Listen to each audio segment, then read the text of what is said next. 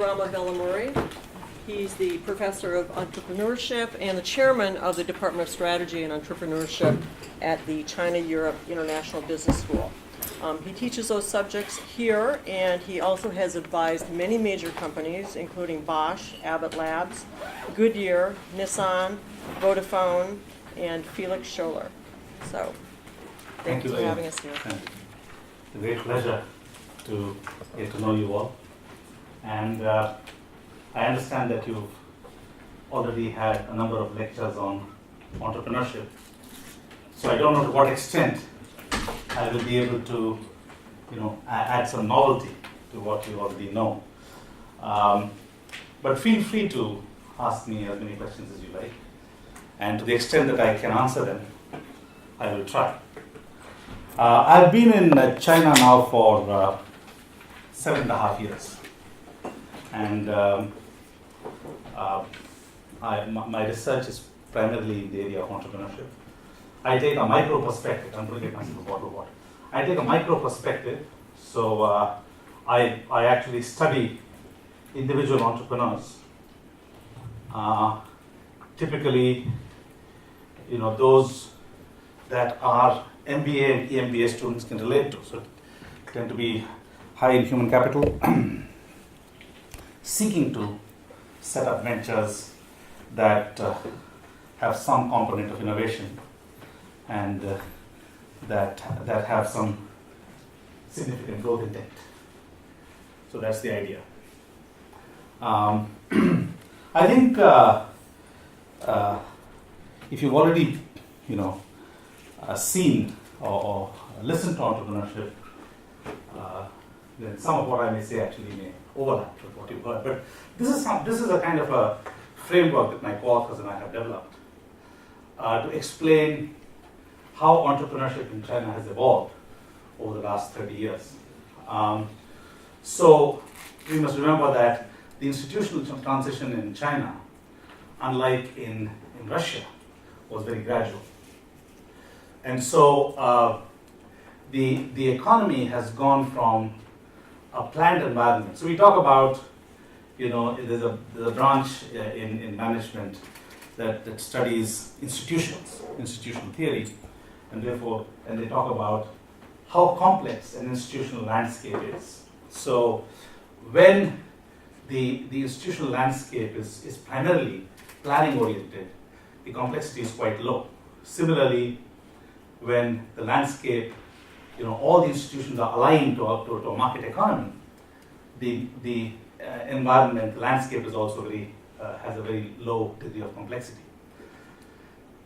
When you have intermediate institutional landscapes, that is, some institutions that are favoring market reform and marketization, and others not so, then you can have the institutional environment send complex signals to the economic agents.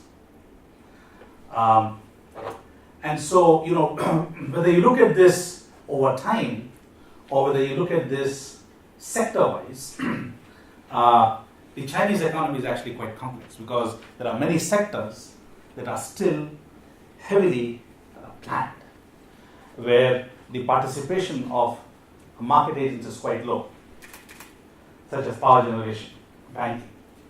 Okay. There are other sectors such as the technology, media, and telecommunications sector, and I'm going to talk to you about that sector primarily in a minute, or textiles or toys, where it is pretty much a market economy with very, very low levels of governmental intervention and governmental participation. But even over time, even the sectors that are today highly marketized have actually evolved towards greater marketization. So what we're saying is that when you have a highly planned environment and a low degree of complexity, you have a very, very homogeneous behaviors of economic agents. So before 1982, private enterprise was not allowed in China, as you know. Only household enterprises were allowed. And so the landscape was pretty much homogeneous. As the environment evolves towards more marketization and is at the intermediate stages, then you have the greatest degree of heterogeneity in firm behaviors. So you have some firms actually. So what we studied was how do private firms behave, when they are in this kind of an environment, and how do their behaviors change when they go towards more, where the signals from the institutional environment are much clearer and they're more marketized. So here we saw a number of private firms actually diversify into unrelated markets. And so the question was, why does that happen? Okay, so a number of theories that explain this. So one of them is this theory of institutional voids. So when you have, institutions that are just developing, there's a lot of room for private agents to step in and fill the institutional voids, and there are opportunities there. For example, there are studies done in emerging economies such as India. You have firms such as Tata's in the 50s and 60s. They actually had to do a number of things that in a market economy specialized agents would do, because there were very few business schools in India. Tata set up their own business training division. It's called Tata Administrative Services.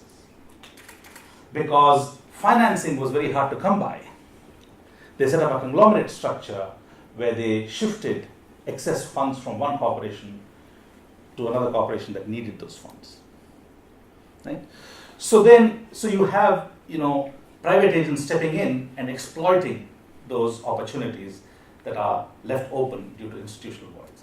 The other theories for firms diversifying is that because agents are uncertain about the direction of reform, they're concerned that the reform may be rolled back, that the state may expropriate their assets. They like to hedge their bets across different sectors. Okay, so you have heterogeneous firm behaviors. And the third reason for these heterogeneous firm behaviors is that you also have competition that's based mainly on relationships. This is also very similar to India pre-reform, pre-1991, because you had to ask for permission from Delhi to set up, to expand your manufacturing capacity. It helped that you had good connections with government officials, right? So the basis for competition here is still, in many sectors, is still based heavily on relationships. Guanxi, you may have heard that term many times already, right? So when I say heterogeneous, so you had some firms diversifying, other firms actually deepening their commitment to specific sectors and to specific industries. What's the definition of a firm at this point? At this point, when we studied them, we were looking only at private companies. So we're talking about 1982. in 82, so pre-82, they were just household enterprises. They were called Gerti Hu in Chinese, right? Household enterprises. But then officially, so the history of private enterprise in modern China goes back just a little over 30 years. Okay. And it was only in the 1990s, I believe, or maybe even later, that I have the exact data. I can share it with you if you like. That private property was actually recognized by the government. Okay, so at this stage you have, different firms behaving in different ways, and we argue that that's because the institutional signals that they are getting are actually they are not uniform. But then as the economy becomes more and more marketized, then the tendency to diversify into unrelated businesses goes down, and they tend to focus more and more deeper into specific industries. And partly because the basis for competition becomes capabilities rather than relationships. So today, in most industries where private firms are dominant in China, you will see a great desire to actually to build knowledge, to build resources, to build capabilities. Investments in technology, investments in processes, training of employees, all that becomes very, very common. And so what we are seeing now is that, so about 10 years ago, just I would say even before the financial crisis, every industry in China was characterized by very high levels of firm entry. So new firms entering industries all the time. Except, as I said, those industries where private firms are not allowed to enter. Okay? But now we are seeing declining rates of new firm entry.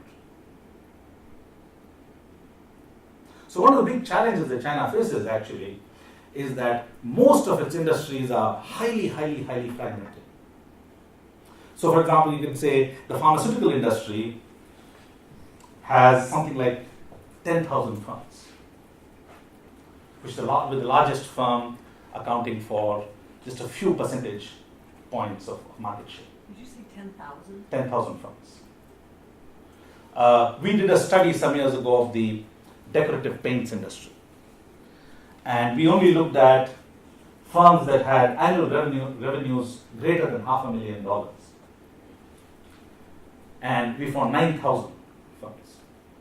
The largest firm had a market share of 1.5%.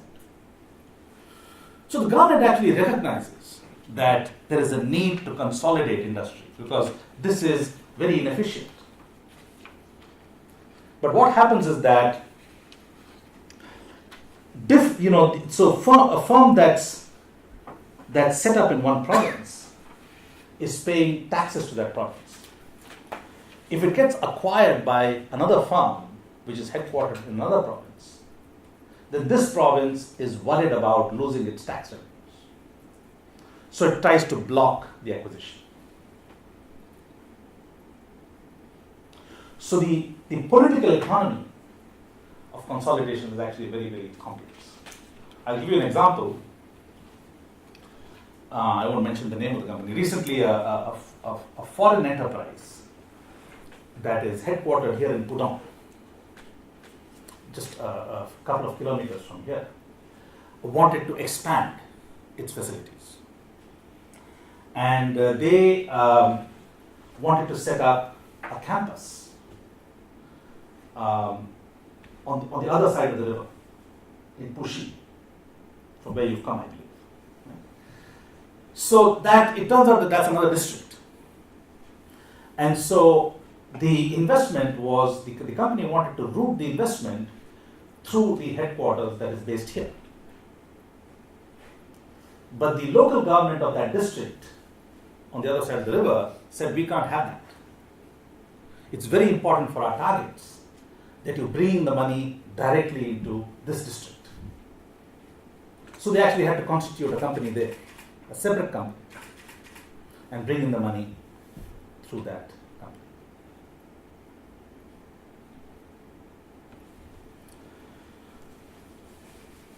Just a little bit. Declining rates because of market saturation, or what are the factors contributing to? Declining, Yeah. so increasing competition, declining the market saturation, market growth is slowed, and companies are realizing that it's not that easy to make money anymore. So in the early days of reform, any company that set up in business could make money. But today, competition in every sector in China is very fierce. And they're working with very thin margins. Actually, you Americans have benefited a lot from this competition. For example, companies like Walmart and Home Depot are able to buy their products very cheap, thanks to the brutal competition in China.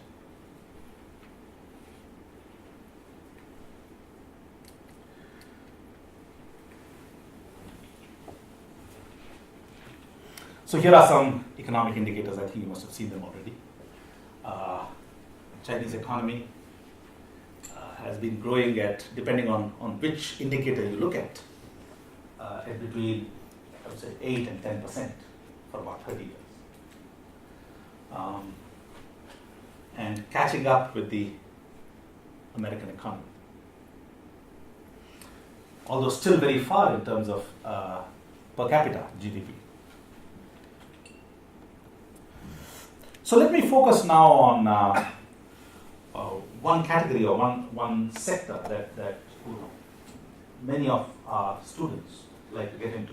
This is TMT, Technology, Media and Telecommunications. So one of the reasons why youngsters want to get into this sector is that to start up, you don't need a lot of capital. You need a lot of capital to scale, but to start up and to achieve the first milestones, you can actually do it with very little capital. And then there's plenty of funding available for firms that have achieved some milestone and can show some traction in the market. So before I talk about this, let me just also share with you something else, and that is that what's very exciting about China and India, I think, and other emerging economies, is that youngsters from middle-class families with no family wealth and coming from actually non-business families are now setting up ventures, lots and lots of ventures. Okay, so this is, I think, a very, very exciting trend, because entrepreneurship in these societies has become a legitimate occupation. Not long ago, both in India and China, entrepreneurship was actually looked down upon. The economist Amartya Sen, a Nobel laureate, he once said that entrepreneurs have a very poor image in society. And he added some of that poor image is actually justified. Because in the past, their behaviors were not very aligned to what society needed. Okay. But that's changing now. So in both countries, you have a number of role models, successful entrepreneurs who have actually set up businesses with very little capital, who don't come from rich families and who've made it big. And those are the people who are driving the youngsters now. Our Entrepreneurs Club in the MBA program is the biggest club. It has the largest number of members. And so one of the sectors that they are going into is this. So what is driving the growth in the TMT industry? It's remarkable because the history of internet in China goes back only 20 years. And in many ways, actually, I believe that this sector, the TMT sector, may actually be more dynamic in China than even the United States. With the Alibaba IPO recently in the US seems to have woken up to the very dynamic TMT sector in China. But Alibaba is not the only one. There are many, many successful large enterprises in the internet space, and I'll show you some data in a minute. The head of Google India recently said that there are 22 enterprises in China currently in the internet space with valuations exceeding $1 billion US. Would you say that again? There's 22 companies in China in the internet space with valuations exceeding $1 billion US. And of course, the three big ones, they're referred to as BAT, Baidu, Alibaba, and Tencent. So these were set up in this period, in this 7-year period. And then a number of Chinese internet companies have listed in the US. So this is one difference I see in China with respect to India. There's a great desire, I would say almost an obsession, to list abroad.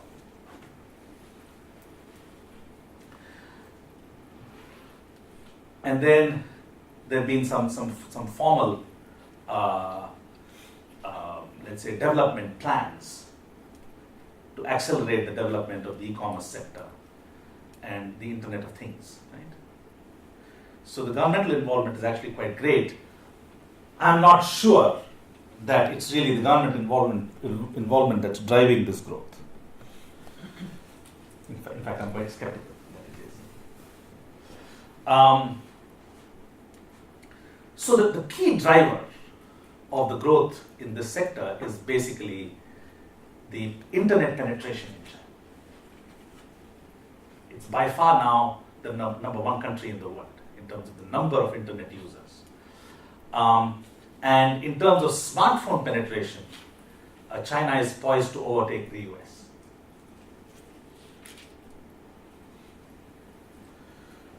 So the Chinese youngsters actually are connected to their devices all the time, much more so than youngsters in the West. And the smartphone seems to be the main device that helps them connect to different chat platforms. There's a chat platform in China called WeChat that actually, when it first started, it was a copy of WhatsApp. But then WeChat has added many features which WhatsApp doesn't have. Okay, that's another interesting trend in China. So they copy something that's successful in the West, but then they develop services that are very, very in tune with the local customs and local culture. And then the rate of growth in China is much higher than in the US, which is something that's not surprising, right? Because the US is a much more mature market. The economy is not growing very fast. And the other interesting thing is that most of these Chinese TMT companies until now derive their revenues primarily from the Chinese market. The Chinese technology space actually is very interesting for a number of different reasons.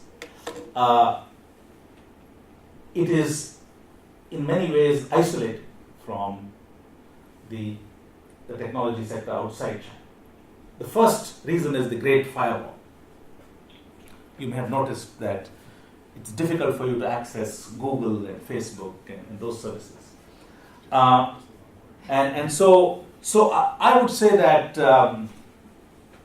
for many technology companies, China does not present a level playing field. In fact, companies like Facebook are not even allowed to operate here, not even allowed to play. So maybe a naive question: are those companies still actively trying to penetrate the market or get the government to change course? Well, Mark Zuckerberg was here recently, and I think they've set up an office in Beijing. So I think he has some plans for China, and he charmed the Chinese youngsters because I understand that he's reasonably fluent in Chinese. Google, it's been a kind of a on and off kind of a situation. Their servers, they were allowed to, so the people in mainland China were allowed to access their servers based in Hong Kong until approximately June, after which it's not been possible to access Google. I have a question. Yeah. Why is it in China if these things are blocked, like Facebook and Twitter and Google, they still come through kind of intermittently? So, like when I've been here, some days my Twitter works, some days my Instagram works, some days Facebook works, but then there seems to be no rhyme or reason. Is someone like turning it on or off? Like why is it that the firewall isn't 100% on all the time? I wouldn't know. I mean, I've never been able to access Facebook in China. So maybe it may have something to do with, were you accessing it from a hotel? So on my BlackBerry, my Twitter is half the time is on, and the other half the time nothing happens. And then on my iPhone, Instagram's been working, Facebook's been working sometimes. Okay, that's interesting. I don't know the answer to that question. Yeah, but from my PC or my laptop, I'm unable to access Facebook and So, blocking Facebook and Google, is that like a type of protectionist behavior to boost local versions? So I think in the case of Google, basically Google refused to comply with the laws of the privacy laws of China, and so they decided to withdraw from the Chinese market. And with other services like YouTube, I think it may have to do with censorship, right? Some content was shown at some times that the government felt was not appropriate, and so the entire site has been blocked. Right? But has that opened up space for Chinese versions, Of course, or would it have not mattered? I think for example, if you take Baidu's market share in China is probably Baidu's the search engine in the Chinese search engine, probably in excess of 90%. Okay, Baidu may still have been the market leader in China, but not by such a huge margin. If Google had been allowed the freedom to operate, so the multinationals in China have also made their share of mistakes. Okay, eBay, for example, was the market leader in China in e-commerce, but it lost its leadership because there's a mistake that many companies make in China. They appoint expats to head their local businesses, and then there is very high churn at the top levels. So on the one hand, people don't understand the local culture when they come in. And then by the time they've settled down, they're moved out and somebody else comes in. So I said, one reason for the dominance of local players in the local market is the firewall. The other, I think, is the language. Okay, so the Chinese people actually prefer different things. If you just look at their websites, the look and feel is very different from an American website. And so that takes time to understand.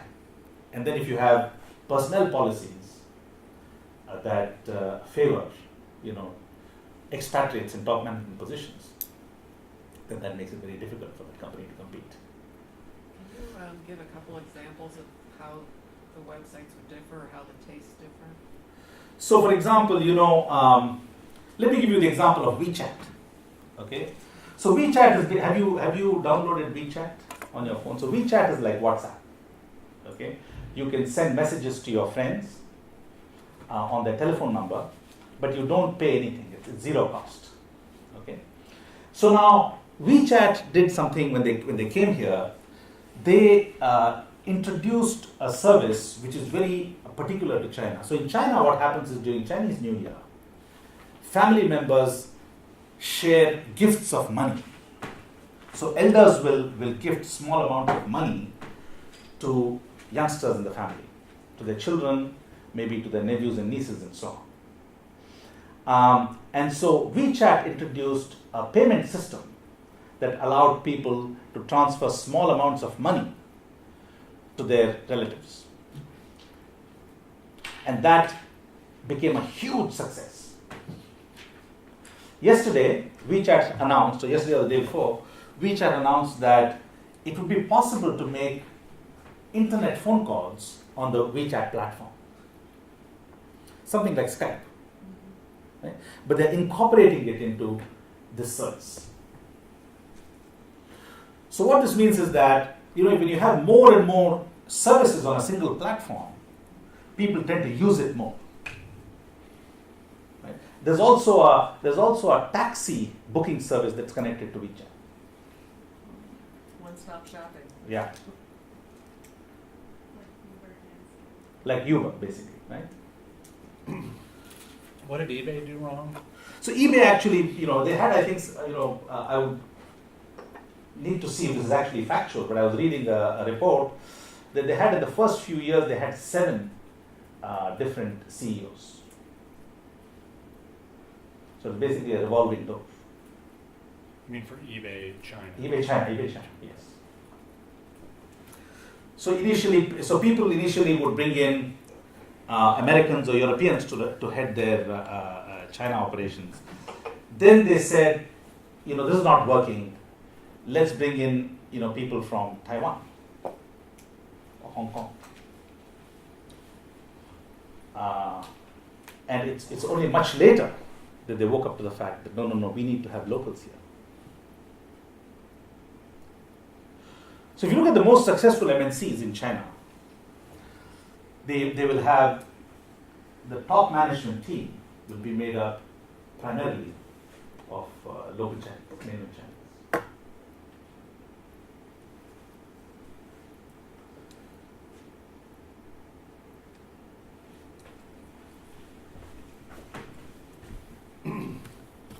So this is BAT, right? These three companies have now spread their wings. So Baidu started off as a search provider, but now it's into cloud. It has antivirus software, it has a browser, and it has a map, the map service, like Google Maps, basically. Okay, Google Maps doesn't work here, so all the maps are powered by Baidu. Otherwise, it's by far the market leader. Alibaba started off as an e-commerce platform. Originally as a B2B, Alibaba, that was the service. Then they introduced Taobao. This was in direct competition with eBay. It was really meant to be a C2C platform, Taobao. But then many small micro enterprises also do business on Taobao. Then they introduced Tmall, which is a more formal B2C business. So Tmall, the whole idea is to have a virtual mall. Like when you go to Macy's and you visit the different branded shops or corners in Macy's, they have the same kind of feel. You can actually go to Tmall and enter a Louis Vuitton shop.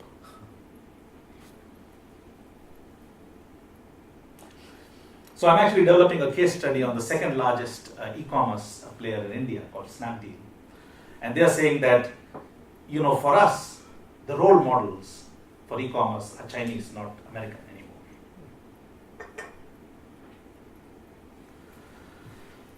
Alibaba also has a taxi booking service as a strategic partner, and they've moved into loans for SMEs, which is something that's causing tremendous worry to the banks. Just thinking aloud here about what you just said, the way that we were introduced to e-commerce, for instance, through Amazon, was it was a bookseller, and there was a long period where it was just a bookseller, and then it became this sort of mall-like outlet for all kinds of things. Again, just thinking aloud, it strikes me that the leap is over that. There's the opening of Tmall or whatever is, they didn't have to do that sort of gradual acclimation to all different kinds of things. So the Chinese people got used to Taobao first, right? So if you walk around, I mean, the young staff at CEIBS, they're very comfortable purchasing things on Taobao. So if I ask my assistant, I say, I need to buy this something. I'm attending somebody's wedding, or I'm attending somebody's house and they've just had a baby, I want to buy something. The go-to place is Taobao. And you get the product is delivered the next day or the same evening. It's Amazon. Yeah. So I'll talk to you a little bit about the different models here, okay? But so Tmall, Alipay is like PayPal, and they were behind Tencent in chat and so on. So they've now launched their own chatting tool, taxi services. This is the other very interesting company. In fact, many people who understand the Chinese internet landscape believe that this is really the valuable company in China, more than Alibaba. They have chat. WeChat is very successful. WeChat is now, so Tencent actually originally received funding from a South African company, MIH, Naspers. Okay, so then WeChat, they are now trying to enter the Indian market and competing with WhatsApp. They have games, they have Tencent Video, and they have bought a strategic stake in a very, very large e-commerce player, JD.com. So JD.com is actually more like Amazon. Amazon has an inventory model. They buy and sell. Okay? Whereas Alibaba is a platform, a pure platform. So the products are shipped directly from the supplier to the customer. And Alibaba just gets a percentage of the transaction. Whereas JD actually bills the customer the entire value of that transaction. And it pays the supplier, the cost of those goods. So in India, you have a company called Flipkart. Yes. I'm sorry, could you explain a little bit more the supply chain management for JD.com? So JD, yeah. So basically, JD is like Amazon. So you know, Amazon has warehouses, all over the United States. So whether it's books or CDs, so Amazon actually purchases those products from suppliers. The goods are shipped to Amazon's warehouse, and Amazon then, when the orders are placed, ships those products to customers and bills the customers. Right? So it's a purchase and sale model. Okay, it's called an inventory model. Whereas a Taobao and Tmall and Snapdeal in India are pure platforms. So what happens is that these companies will simply list products that are available at different suppliers.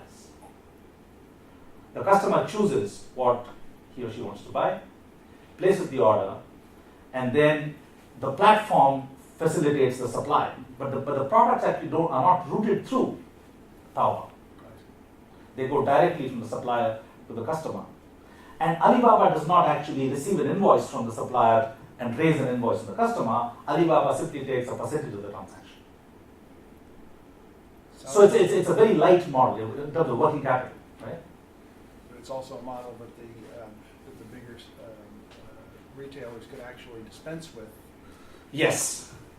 So there are a couple of disadvantages with that model. One is that your suppliers have your customer data.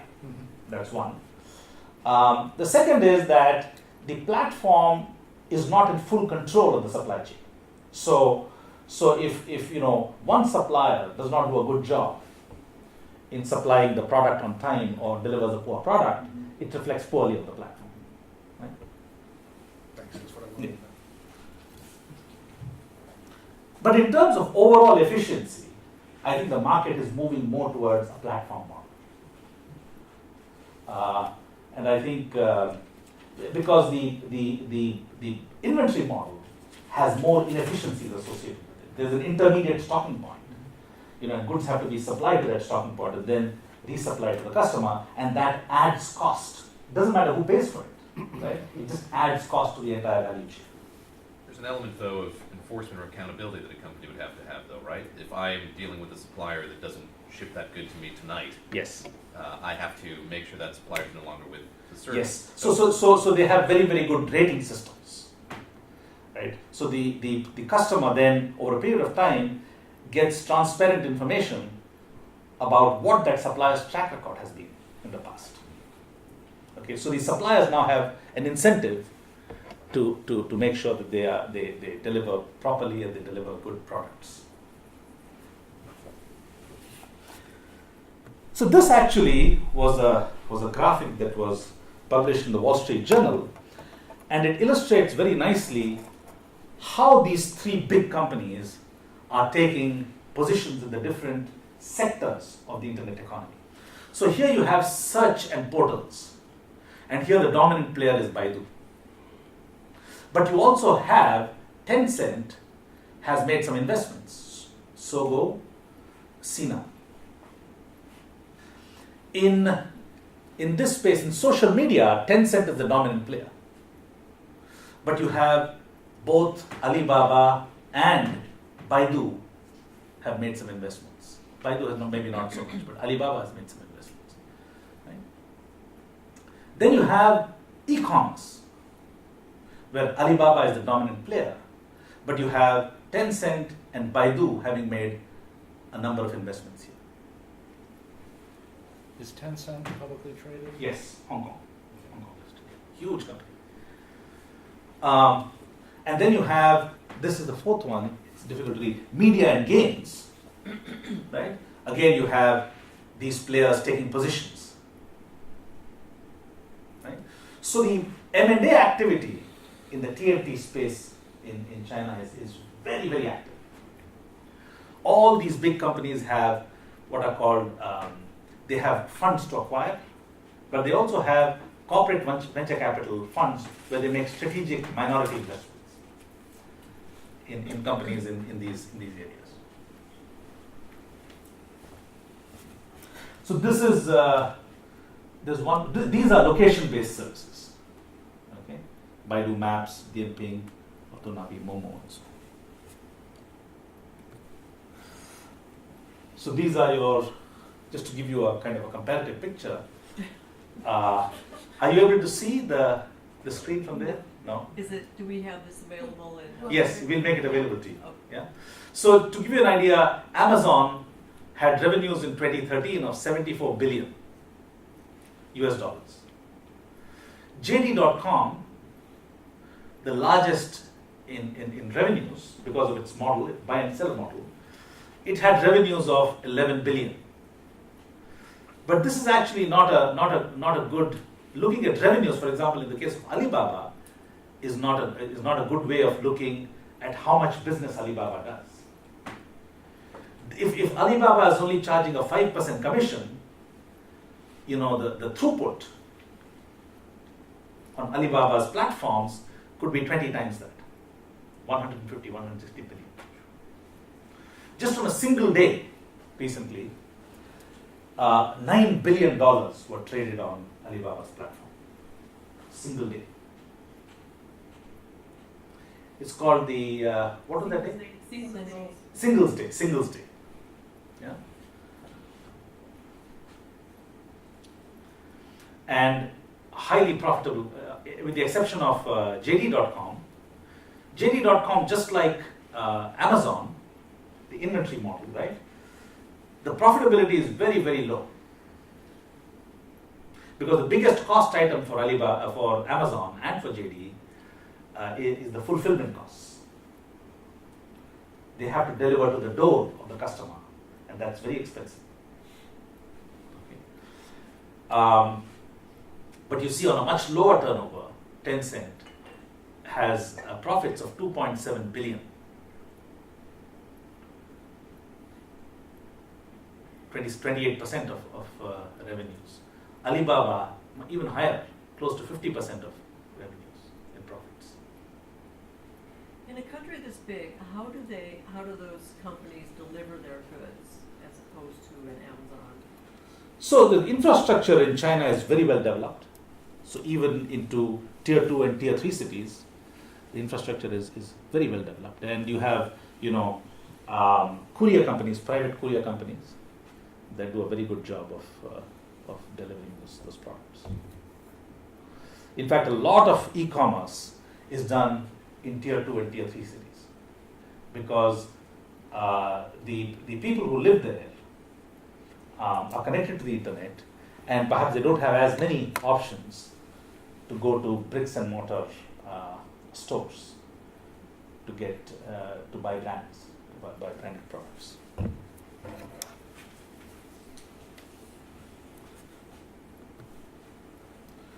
Venture capital, not far behind the US in terms of funds raised.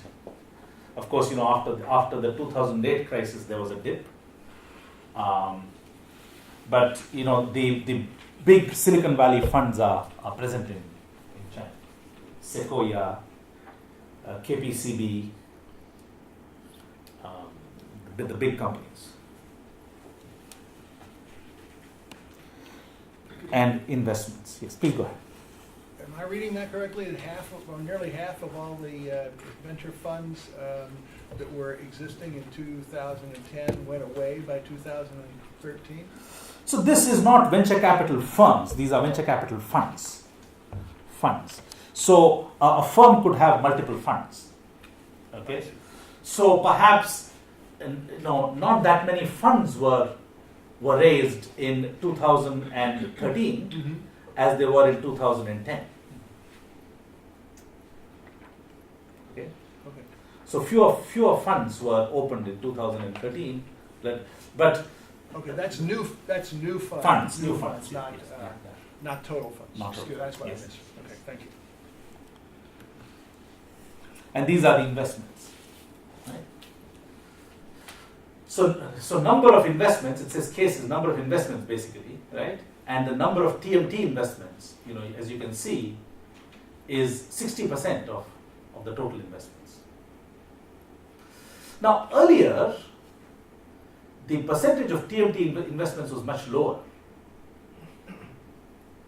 than you would see in the US, for example. In the US, you would see a much higher percentage of venture capital investments in two sectors mainly, TMT and life sciences. Okay? Because those are the sectors that provide the kind of growth opportunities that these investors are looking for. An annualized return of 40 or 50%. But at this time of the Chinese economy, even traditional sectors like restaurant chains, agricultural products, retail, were giving those kinds of returns. So investors felt very comfortable investing in these traditional sectors where the risk is actually much lower than, say, in life sciences. So if I can get a 40% return, in the agricultural foods industry, why should I invest in a biotech firm?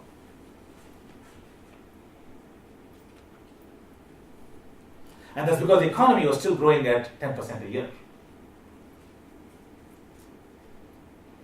So sectors that in more mature economies would be very low growth or no growth were still growing very, very fast here. So we've had many restaurant chains in China that have received venture capital funding.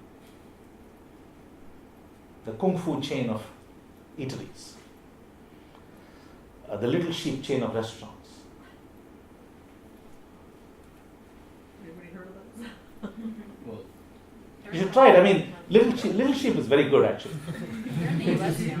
Huh? They're in the US now. Really? Oh, they're in the US now, yeah. Do they? in the mall. And the food is very nice and it's very cheap. That 2014 number for investment, that's projected? Yes, I think In so. 2013, is that real? 2013 is real, yes. I have a quick question. Sure. Just sorry, stepping back for a second on the retail front, right? Where are they buying goods? If you're using Alibaba to do e-commerce, right? Who are the actual vendors then? In Taobao, there are hundreds of thousands of micro enterprises. So it's a lot of micro. In Taobao, okay? And you can also have individuals selling goods on Taobao, like in eBay, right? So if I have a tool, let's say a Black & Decker tool, for which I have no use, I can put it up on Taobao, okay? And somebody can bid for it and buy it. But Tmall, the requirement to be present on Tmall is actually much higher. So Tmall is more of a B2C play.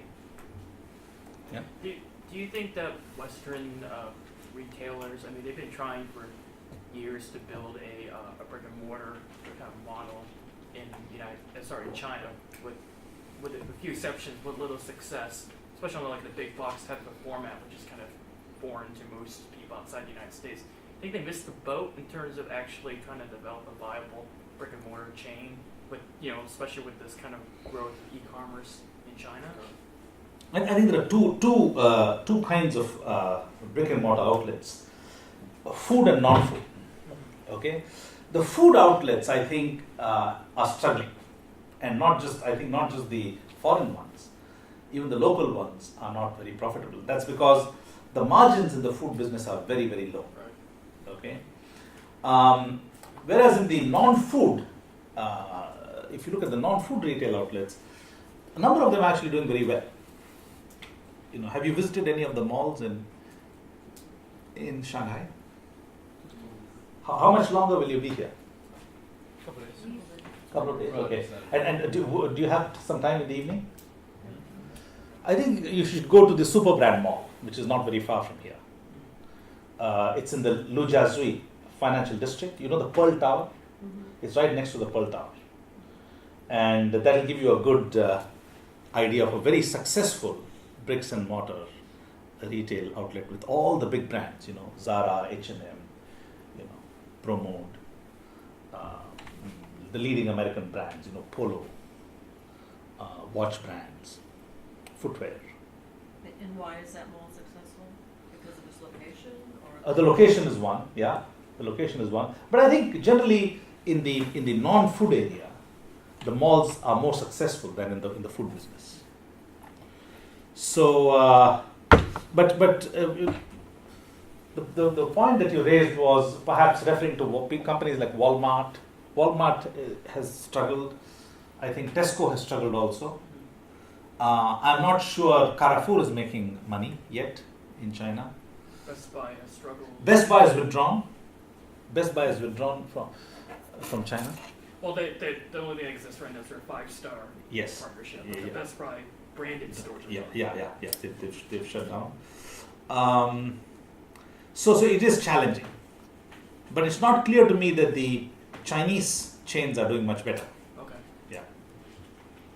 Especially those that combine food and like grocery chains or supermarkets, big supermarkets. And that's what, like Marks and Spencer, or Marks and Spencer. I mean, they have an outlet in Nanjing Shilu, which is the most expensive retail street in Shanghai. I encourage you to just drive past it. It's very nice. They have an outlet there, but they haven't really grown in China. Yeah. And then the government-backed incubators and technology parks. There are a number of those. But I've tried to get information from them, real information about how their incubatee companies have done, and it's very, very difficult to get data. And I'm very skeptical that these incubators and technology parks are actually very successful. I think the real story in China is the private enterprises, functioning on their own and making a success out of it. So a number of high-tech clusters. There are high-tech clusters in Shenzhen, in Shanghai, just next to us, Zhangjiang Technology Park. It has about 5,000 companies. Not all of them are small. Okay, there are GE's R&D division is there. Some Indian IT companies are there. what's a high-tech cluster? A number of high-tech companies located in the same industrial area So or in the same city. like 100 Yeah, and clusters. Yeah, and those each, for example, in Shenzhen, the high-tech cluster is mainly in electronic goods, hardware, mainly. Okay, telecoms equipment producers, for example, Huawei is based in Shenzhen. Okay. In Beijing, will you be going to Beijing? No. So Beijing has a very famous high-tech cluster called Zhongguancun. There, it's mainly software and IT services. So each cluster may be specialized.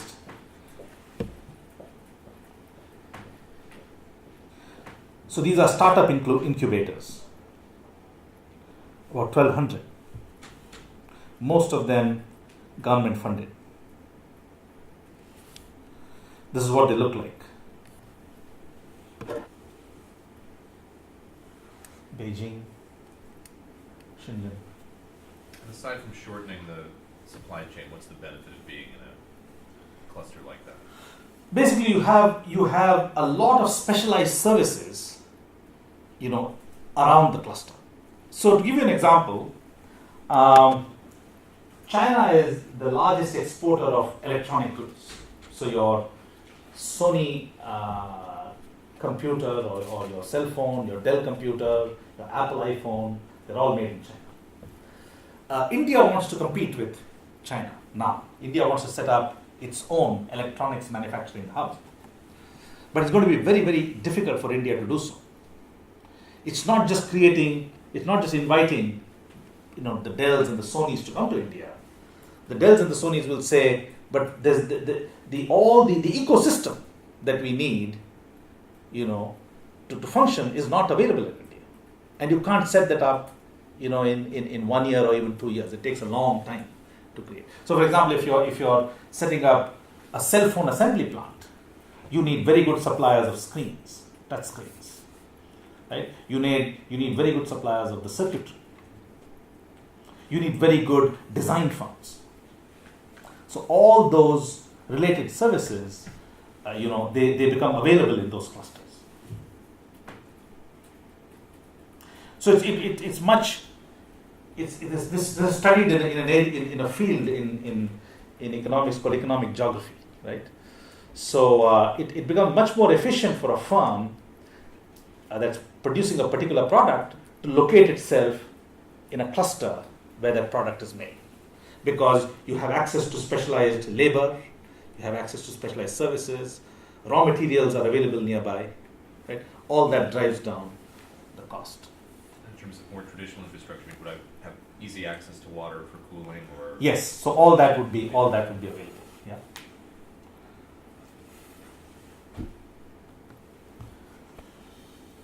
So this is Zhejiang University, which is not far from here, has a university-linked incubator, and then Suzhou, Zhejiang University is in a city called Hangzhou. So Suzhou and Hangzhou are two cities that you must visit. Very, very beautiful. And Suzhou is where one of the first science parks was set up in collaboration with the Singapore government.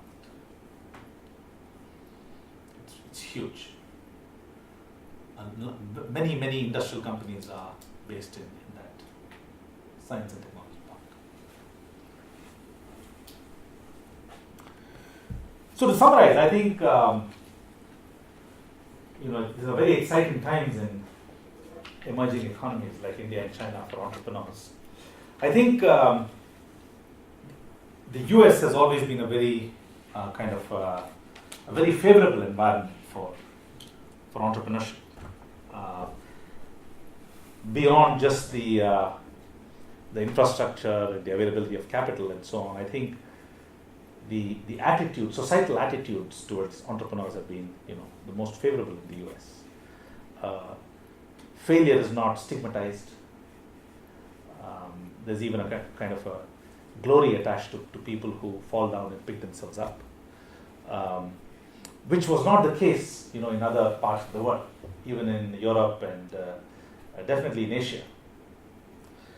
We joke in India that, if you're a parent with a daughter that you want to marry off, you will never give your daughter's hand in marriage to a business person. You want to give your daughter's hand to somebody who has a monthly salary, because that's much less uncertain, right? But that's changing now. And also I think corruption is coming down. Although people talk a lot about corruption in India and China nowadays, but I think generally speaking, on a day-to-day basis, citizens come across corruption less than they used to in the past. So it's actually quite possible to do business in many sectors, without having to bribe people, without having, family connections, without having to rely on family wealth, because there are many sectors that are not very capital intensive to start a company in. And so youngsters are drawn to these sectors, to entrepreneurship in general, but to specific sectors of entrepreneurship. Questions? Please. Do you mind describing that a little bit further about what it's like to be an entrepreneur here? If they want to meet with professional people who are more experienced, are those people welcoming to them? Yes. Do they feel like their ideas are protected? And how easy or hard is it to navigate the government approval process? So in many sectors, the government approval process is quite straightforward for Chinese citizens. A little more complex for foreigners. So foreigners may need to actually have a local partner to set up a business. But for Chinese citizens, setting up a company in China, registering a company is very straightforward. The question that you asked about, to what extent are their ideas protected? I think that is a big fear for startups. And in the technology and media and telecommunications sector, there is a great fear that one of the big three is going to step in and launch their own service.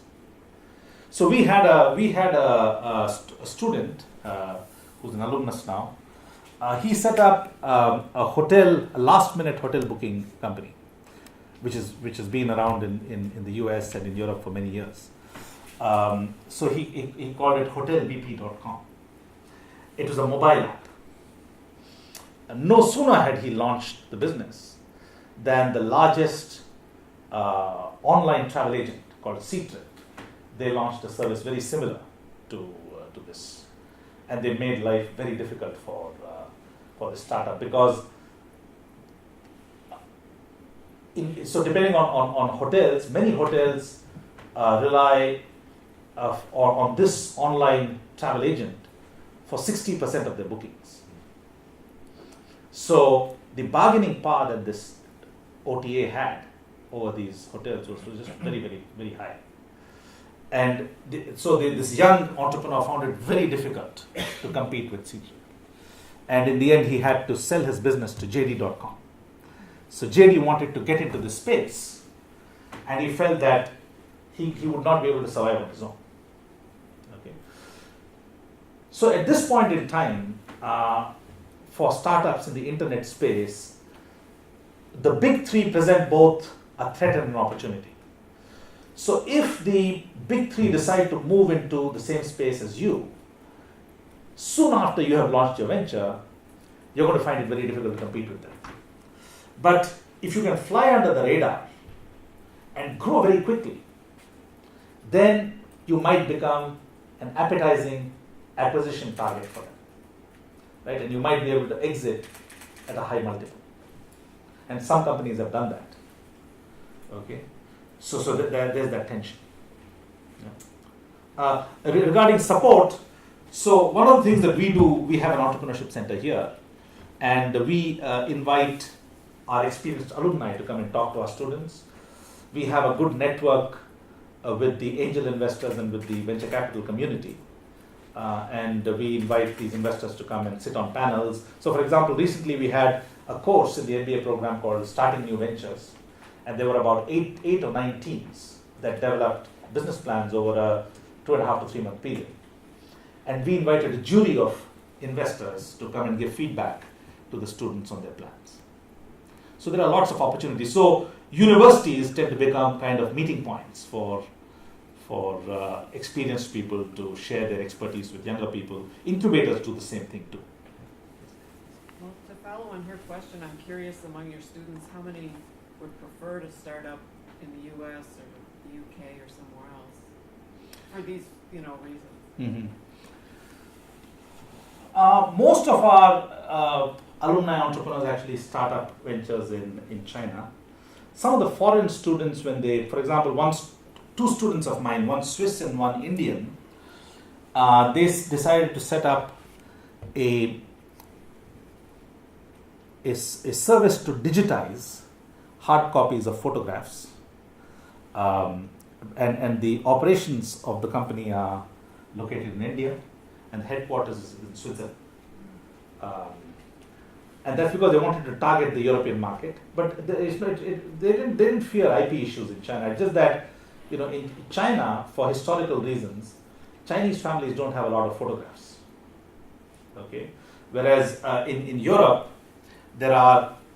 most families have a large number of hard copies of photographs, of which the negatives have been lost, and they want to preserve these, family memories. And so this company is called Scan Corner, digitizes the photographs, negatives, slides, film.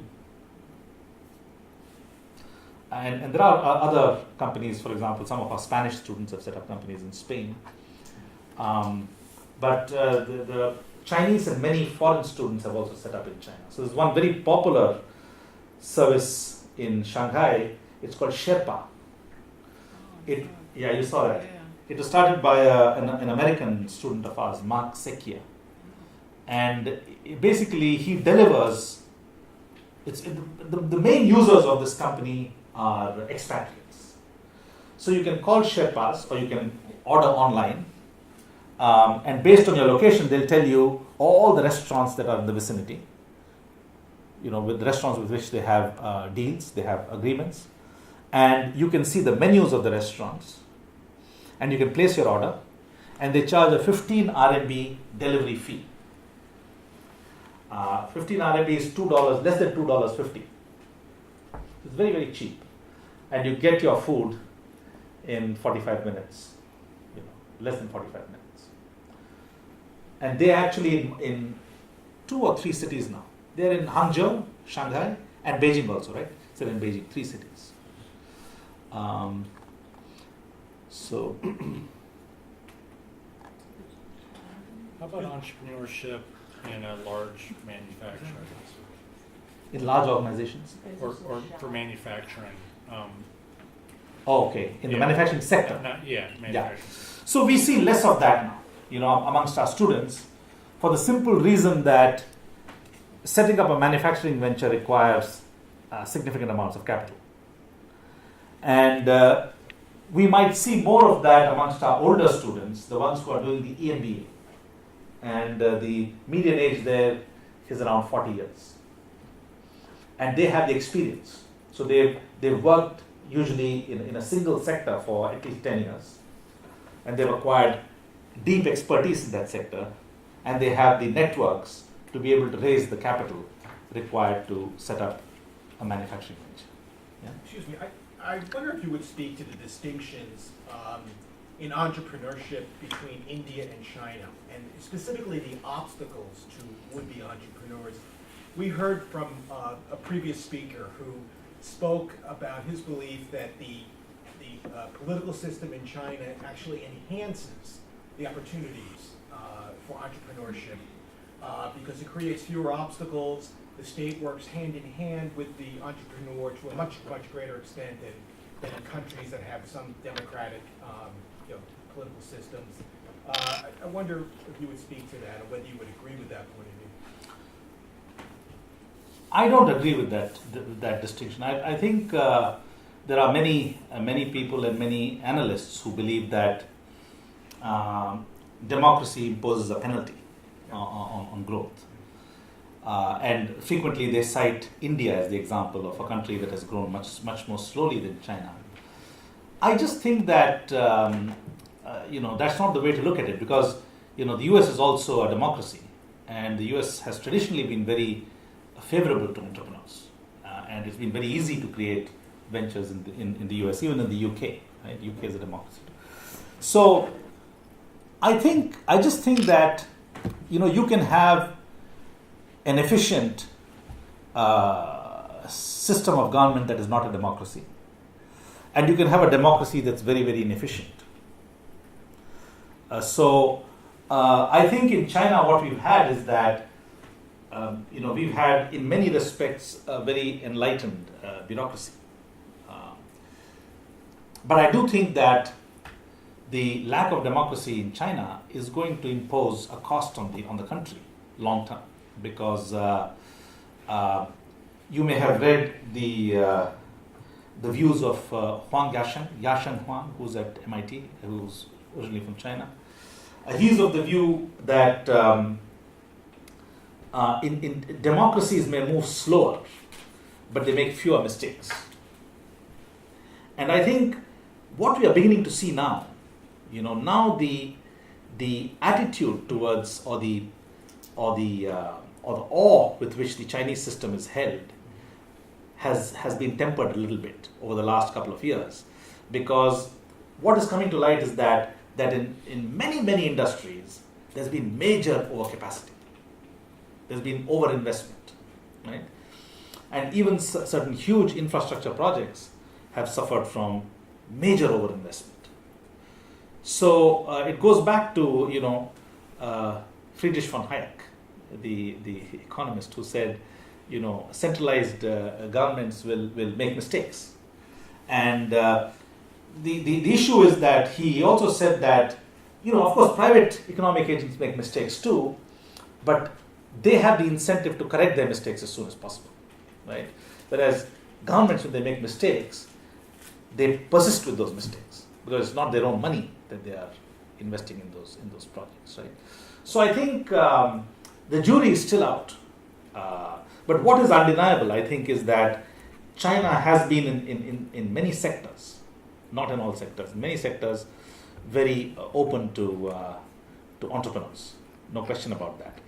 And the Chinese, the financial system in China, the official financial system of banks, has not helped the entrepreneurs at all. The entrepreneurs that we spoke about.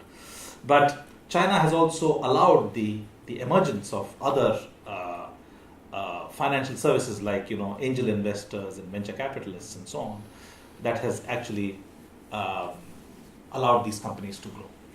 Yes. Going back to your example of the sort of hotels tonight, last night hotel booking scenario, I'm just curious what the patent system is like in this country. In other words, how difficult is it to say that I created an idea and I want to protect that? Would a way to encourage more entrepreneurship perhaps be to provide more legal support for young entrepreneurs who are starting out, trying to start companies, to fight against these companies that might come in big for them? I'm just curious what the patent landscape is like. So in a sector like hotelbp.com, the patent would not apply anyway, right? So in the technology, media, and telecommunications sector, most ideas are not patentable. So patents actually work in a very narrow range of industries. Mainly chemicals and pharmaceuticals is where they are really very useful, right? So, and to tell you the truth, China is becoming, probably just behind the US now in terms of the number of patents that it registers. So the government has been again driving patenting activity, and through many of these science and technology parks. So what they've done is they've said to Chinese individuals who have received advanced degrees in the West, they've been inviting them to come back to China. And they've been offering them incentives to come and set up companies in China and to do R&D investment. And there are all sorts of benefits, including tax breaks, if they register patents in China. So patenting in China is thriving, but the number of what are called triadic patents, patents that are filed in the US, Europe, and Japan, that's still very low. Okay, so triadic patents is an indicator of the quality of a patent. So many people actually fear that a lot of patenting is taking place mainly driven by the incentives. But I think the general discipline of patenting is very good.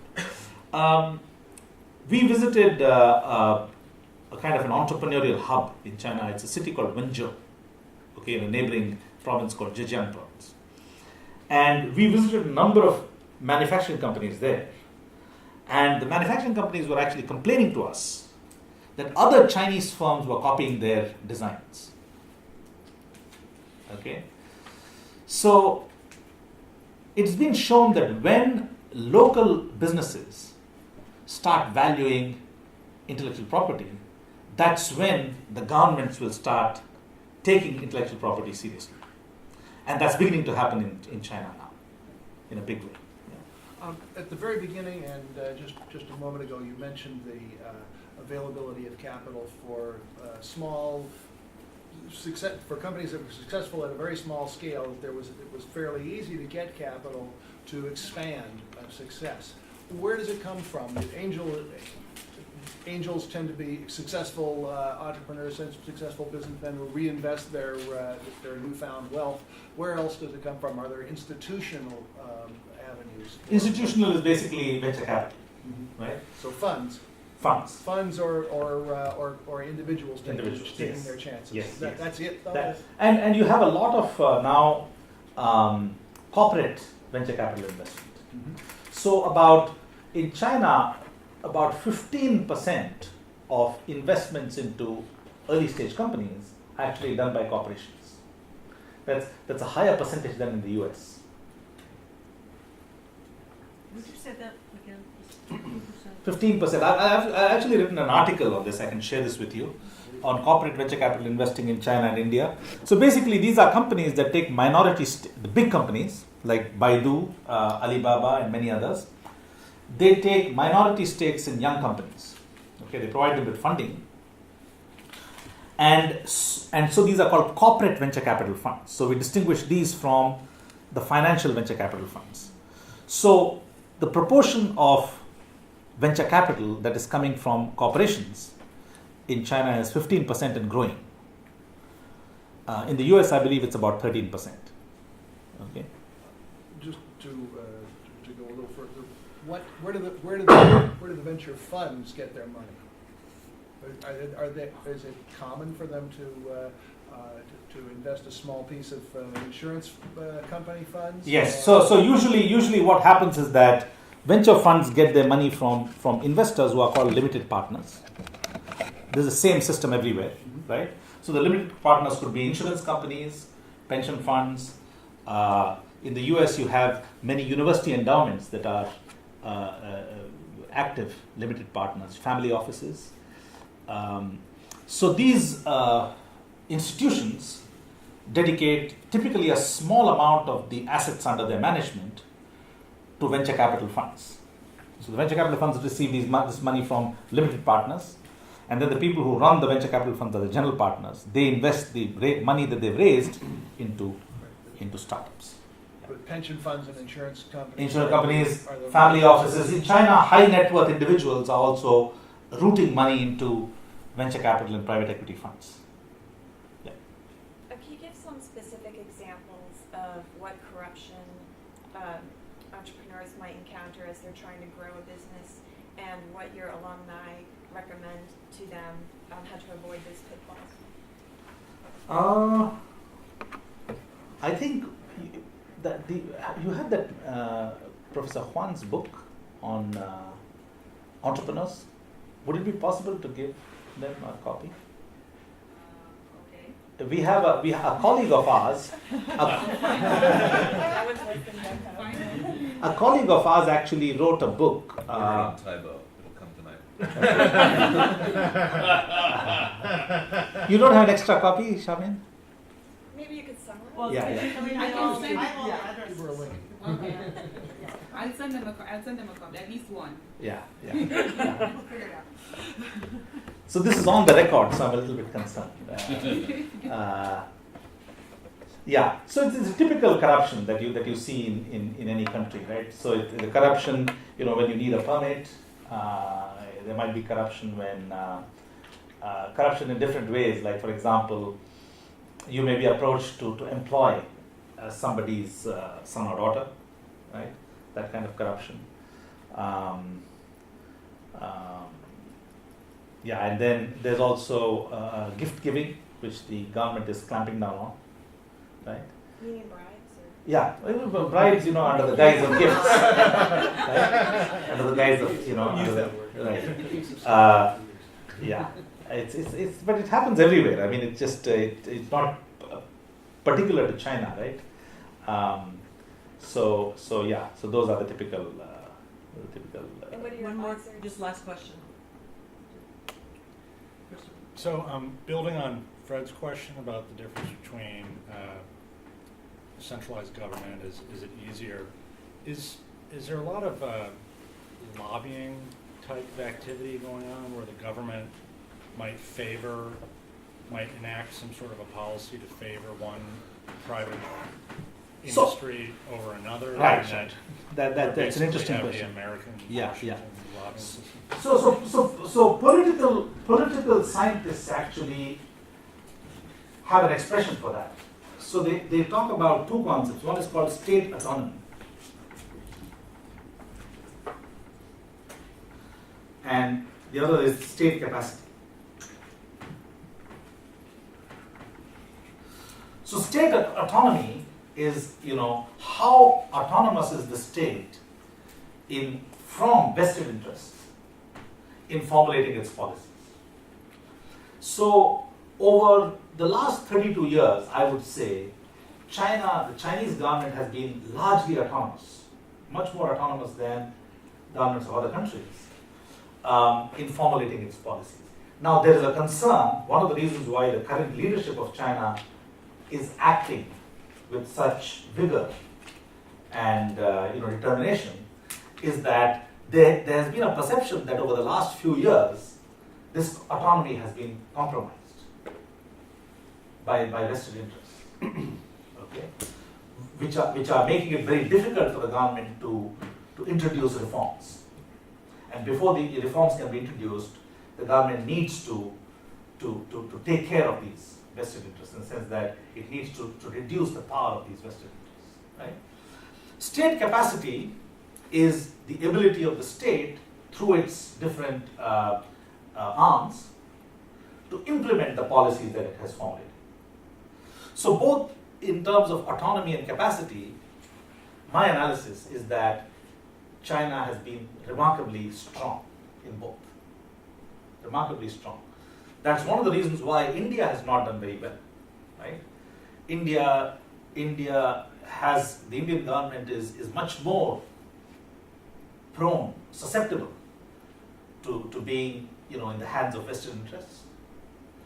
And the capacity of the Indian government to implement its policies has been traditionally very low, which is why the current Prime Minister, Mr. Modi, has created a tremendous amount of buzz. Right?